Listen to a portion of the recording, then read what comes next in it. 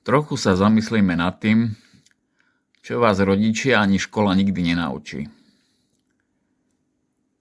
Ako funguje vesmír? Vesmír v každom svojom bode je nejaký reťazec príčin dôsledkov. Hej? Akcia, reakcia, akcia, reakcia. Náš organizmus, hlavne mozog, riadi exprimáciu genov, ergo nejaká akcia v prostredí vždy vyvoláva nejakú reakciu v mozgu. Dormantný gen sa zapne, organizmus, mozog ho použije, buď efektívne, že zabráni deteriorácii zdravia alebo zabráni smrti. Človek získa potravu, človek utečie pred nebezpečným zvieraťom, ktoré ho naháňa, alebo ho atakuje nejaký nevzdelaný grázel, titulovaný. No a čo vám rodičia nikdy nevysvetlia, je to, že stretnete v živote bandu arogantných, drzých, egoistických, nevzdelaných grázlov, ale sú to sudcovia, sú to lekári, sú to učitelia, sú to policajti, sú to kňazi, sú to biskupy, sú to, aj právnici iní. A decko ešte ako 11-ročné, alebo 10, 11, 12, 13, 14, 15, sa nevie brániť. Jeho mozog je vychovávaný rodičmi tak, že akože pozdrav sa, akože správaj sa k autoritám slušne. No ale bude to mať detrimentálne dôsledky na zdravie človeka, hlavne na kablovanie axónov v mozgu. V mozgu máme asi 87 miliard neurónov. Každý neurón má nejakú svoju štruktúru, somu, axóny, švanové, ranvierové uzly. Máme tam dendrity, z gréckeho dendros strom, to sú 100 000, možno 10 000, možno tisíce výbežkov, s ktorými sa prenáša informácia vo forme elektrického signálu. A ten axón je depolarizovaný alebo hyperpolarizovaný podľa toho, aké sú napätia na vstupe. Aktivujú sa vápnikové kanály v tom axóne. Máme presynaptický a posynaptický neurón a pri prenose informácie sú tam vezikuly, ktoré obsahujú napríklad acetylcholín, ale aj iné neurotransmitery, katecholamíny, epinefrín, norepinefrín, dopamín, serotonín, GABU a desiatky tisíc rôznych chemikálií. Čiže tie vezikuly sa aktivujú CA2 plus jónmi, nastane presun, transport až na membránu, tam sa tie vezikuly uvoľnia, katecholamíny alebo iné neurotransmitery sa prenesú z presynaptického neurónu do kleft, do tej medzery. Tam sa ten napríklad acetylcholín alebo dopamín alebo serotonín uvoľní. No a za úlohu má preniesť signál na postsynaptický neurón. No a ono to perfektne funguje, kým ešte decko akože je zdravé, napríklad 7, 8, 10 ročné je zdravé. A teraz sa vám vyskytne v živote nejaká situácia, že banda grázlov, elektrikárov sa rozhodne, tak to decko žije so 75-ročnou babkou, no tak na čierno niekto kradne elektrínu v dedine, na koho to hodíme? No na tú babku, však ona vytiahne nie zo svojho 300 korunového dôchodku 10 000 korún a len tak zaplatí, nie? Grázlom podvodníckym. No a to sa aj stalo, babka nezaplatila, hej, dali sme tých grázlov na súd, lebo keď máte spotrebu za 45 korún mesačne, to je 450 približne, alebo ja neviem, 550 korún ročne, KČS, tak nemôžete grázlom zaplatiť 10 000 korún, že? Podvodníkom. A grázli ako Hospodár, Bithard, Pytel a ďalší nedovolia decku študovať, ničíte si zdravie, oči hlavne, hej, dýchate 4 roky petrolej, kým sa 4 roky ťaháte po súdoch, krajský súd, okresný súd, lebo je tam banda grázlov, ktorí nerozumia, ako funguje 6 amperová poistka. Banda grázlov na súdoch nerozumie, ako funguje 6 amperová poistka. To im musí potom súdny ználec, hej, 4 roky vysvetľovať, že také niečo nie je fyzikálne vo vesmíre možné. No ale už máte dôsledky, hej, u toho decka. Zničené oči. Už vám rastú dioptrie. Teraz, decko, keď chce niečo naštudovať za svetla 2 sviečok alebo jednej petrolejovej lampy, či už nacvičiť nejakú skladbu na koncert, alebo na klavíri, alebo na Pythagoriádu sa pripraviť na celoštátnu súťaž, na olympiádu, na olympiádu v matematike, olympiádu vo fyzike, olympiádu v informatike, alebo nejakú súťaž v astronómii, no tak ten mozog aj tie oči dostávajú zabrať, hlavne svaly, hej, fixácie, keď robíte čítanie cvak, fixujete 5 slov a naraz, keď máte osvetlenie nie 400 luxov, ale 4 luxy, pri petrolejke, alebo to pri sviečke, tak nemôžete robiť fixácie, že 5 slov, hej. Čiže ten výkon očí a výkon mozgu u decka je rapidne dole, čiže decko sa do 10. večer nepripraví do školy aj na súťaž. Trvá to do 1. do 2. v noci. A ráno o 6. už musí vstávať, alebo 5:30, lebo 6:15 je už na zastávke. Lebo banda grázlov v Sobranciach nevie vybaviť decku autobus tak, aby nemuselo celý život od 4 rokov až po 18 rokov na gymnáziu, aby nemuselo ráno vstávať 6:15. Čiže 6:15 ísť na zastávku, hej, vstávať 5:30. Ráno ešte sa umyť, pripraviť, nájsť, hej. Čiže banda grázlov ďalších spôsobí to, že decko nemá spoj, aby prišlo do školy o 7:40 alebo 7:30, ale ide odtiaľ 6:15 a v škole je 6:30. Čiže zoberte si, že decko spí od 1 v noci do 5:30 ráno. A keď to bude mať dôsledky na svaly, na regeneráciu buniek v mozgu, na mikrobióm, hej, v hrubom čreve, čo sa potom stane? No decko samozrejme začne nabaľovať na seba ochorenia, hej. Vznikne psoriáza od dýchania tých exhalátov z petroleja, vznikne psoriatická artritída v klboch, ďalej sa zhoršuje sférická dioptria, hej, už nemáte minus 0,5, už máte minus 0,75, minus 1, minus 1,5. Okuliare niečo stoja chodiť do Košic na okuliare, lebo nemáte vhodný rám ani v Sobranciach, ani v Michalovciach. No a mozog trpí samozrejme. Hej, lebo decko sa snaží, ale reward centrum v mozgu nemá dopamín, hej.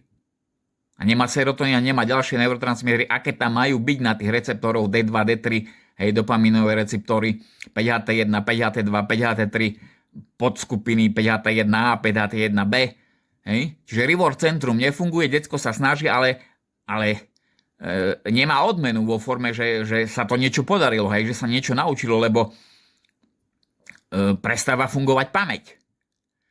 Hej.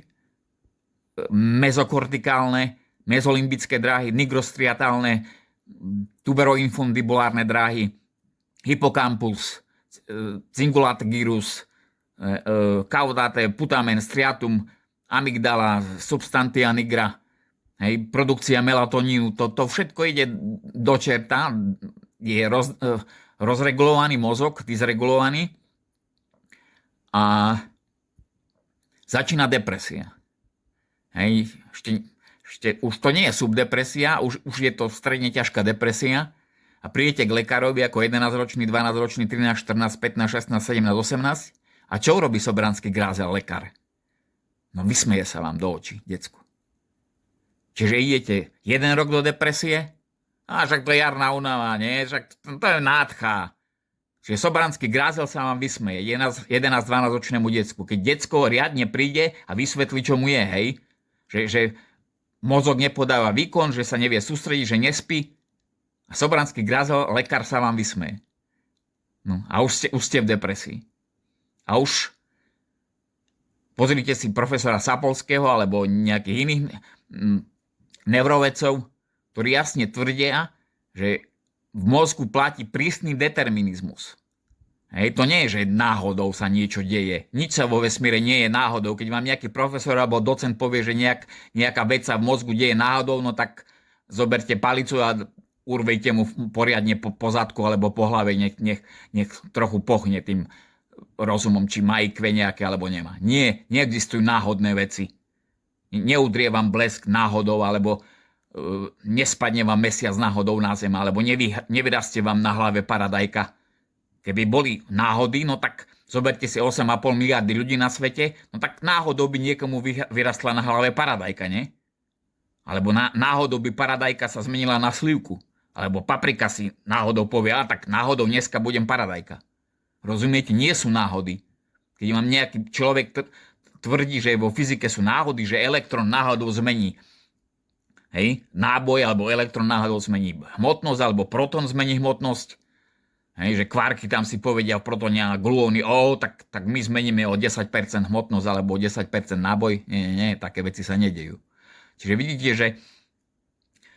že ak má človek deckovo výbave nejaké gény a tie sa exprimujú, lebo ten proces, keď reward centrum nedostáva také chemikálie, aké má, no tak decko ide do depresie, no a 1-2 depresie ešte nemajú vplyv na mozog, lebo plasticita pred 18 rokmi decka je ešte dostatočná. Hej? Proste sa vám zničí veľká časť mozgu a tie neuróny majú schopnosť ešte nakablovať iné dráhy. Hej?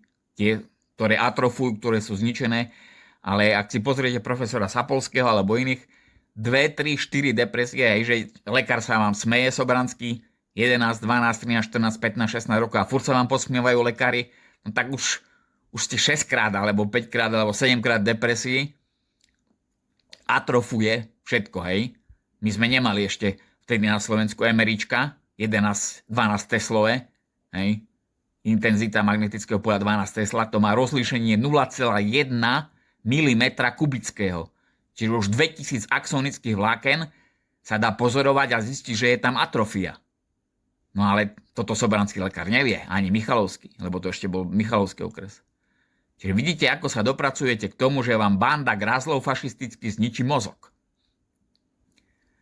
A potom samozrejme prídete niekde na prijímačky na vysokú školu, alebo potom v 1., 2., 3. ročníku na vysokej škole robíte skúšky a teraz neviete, čo sa deje, lebo vy ste vykonali nejakú prácu. Vy ste sa naučili napríklad 14 000 piesní do kostola hrať a spievať. Vy ste sa naučili veci na astronómiu, vy ste sa naučili veci na fyziku, na chémiu, na matematiku, na algebru, hej? Na booleovskú algebru, na C-čko jazyk, Pascal, Assembler, hej? Začali ste programovať nejaké typy vírusov, polymorfné, stealth vírusy. Začali ste si uvedomovať, ako to hej, u rôznych počítačových systémoch, CPUčkách, GPUčkách funguje. No a vidíte, že banda grázlov vás dostane niekoľkokrát do depresie, nastane atrofia hypokampu, nastane atrofia vlákien smerom prefrontálnemu kortexu, kde je socialita, kde kde je to, ako sa človek bude báť potom, hej, bude mať úzkosť, bude neschopný komunikovať, lebo v depresii sa nedá nič urobiť. Hej. Depresia je ako nejaká izba, kde máte kľúčku zvonka. Čiže depresívny človek nemá šancu prežiť, končí samovraždou. To vám povie každý psychiater, hej, keď sa neurobí intervencia, neurobí sa magnetická stimulácia, neurobia sa elektrošoky, neurobia sa, ja neviem, SSRIčka sa nepodajú, inhibitory monoaminooxidázy, SARI, DARI, NARI, hej, to všetci, ktorí tomu trochu rozumejú, vedia, o čom hovorím. No tak počítajte, v jakom stave je mozog po 8 rokoch depresii, keď vám nikto nedá pomocnú ruku z lekárov, lebo sú to grázli fašistickí, nevzdelaní. A potom sa už v roku 94, hej, od roku 84 do 93 nedostanete pomoc a v roku 94 sa dostanete do nemocnice so zničeným mozgom, hej, a tam už je problém. Lebo už ani starí lekári, 65-roční, alebo 55-60 roční primári už za 4 mesiace nevedia, čo urobiť, hej. Dostanete kombináciu rôznych liekov a nefunguje to. A ani to nikdy už do konca života fungovať nebude. Hej, už sú tie dráhy po pruningu, po 18 rokoch už sú tie dráhy atrofované, už tam axóny nerobia firing, už prenos elektrického signálu nefunguje. No a vidíte, že v takom malom okresnom meste ako Michalovce a Sobrance ďalších 30-40 rokov nedostanete pomoc. Hej. Banda grázlov vám zoberie invalidný dôchodok, hodí vám 135 € a starajte sa o svojho otca, vzdelávajte sa, kupujte si v angličtine, hej, študijné materiály, aby ste si mohli postaviť elektrárne, lebo zo 135 € si elektrínu ani plyn nemôžete dovoliť. Nechajú vás v izbe v zime pri 7 stupňoch bez dreva, lebo nikto vám drevo z urbariátu neprivezie, lebo banda lesníkov len pre seba berie drevo, ale chorému nie. Potom vám banda farmárov nezaplatí nájomné za 14 hektárov lesov a pozemkov. Hej. Jeden vám dá 13 €, druhý vám dá 20 a to je všetko, čo za 120 rokov dostanete. Čiže vidíte, že rodičia vás na takúto bandu fašistických grázlov, kde každý si do vás kopne, nepripravia, že ako sa má decko voči takým grázlom brániť. Neviem, ako by ste sa cítili vy, alebo vaše decko, keby malo 135 € invalidného dôchodku, malo by sa postarať o svojho otca s Alzheimerom, plienky kupovať, hej, voziť ho k neurologovi alebo k psychiatrovi. A ešte mu neurolog povie, že nemá žiadnu diagnózu, tak si plienky pekne budete zo 135 € kupovať sami. No, čiže vidíte, kde človek sa narodí medzi jakou bandou grázlov a teraz čakáte pomoc napríklad od ľudí, u ktorých by ste predpokladali, že majú nejaký zdravý rozum, napríklad kňazi alebo biskupy alebo niekto iný. Nie. Nedostanete pomoc.